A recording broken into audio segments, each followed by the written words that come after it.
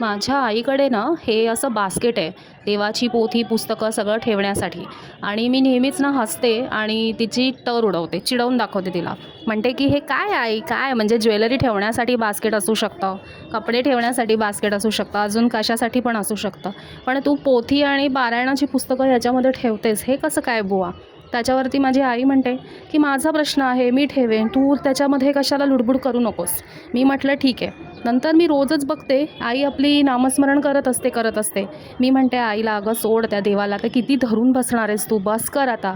हे पूर्वीपासूनच मी लहानपणापासूनच बघत आली आहे. त्याच्यामुळे मी म्हणते की आता तो देव पण कंटाळला असेल, म्हणत असेल की "बाई बस कर आता, सोडून दे आता मला." असं. आई म्हणते चिडून की "बस आता तुझी मस्करी पुरे झाली, मला ज्याच्यामध्ये आनंद मिळतो, समाधान मिळतं, मी ते करत राहते." मी म्हटलं ठीक आहे, बरं बाई तुझं चालू दे. हे सगळं झाल्यानंतर ना मी असा विचार करते की खरंच हे नामस्मरण करणं आणि ही जी काय स्पिरिच्युअल पॉवर आहे ती आरोग्य आणि आपलं वय पण कमी करते का, असा नेहमीच प्रश्न पडतो. कारण माझ्या आईचे हे जे केस दिसत आहेत, हे केस आहेत काळे आणि तिने अजिबात कधीच डाय लावलेला नाही आहे. हार्डली आत्तापर्यंत 3-4 केसच फक्त पांढरे झालेत.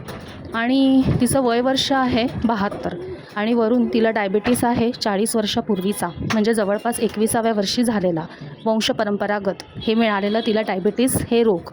आणि व्यवस्थित पथ्यपाणी आणि देवाचं नियमित नामस्मरण, अध्यात्म या विषयाकडे ओढा असल्यामुळे तिची तब्येत, तिचं मनही शांत राहतं आणि समाधानी राहतं.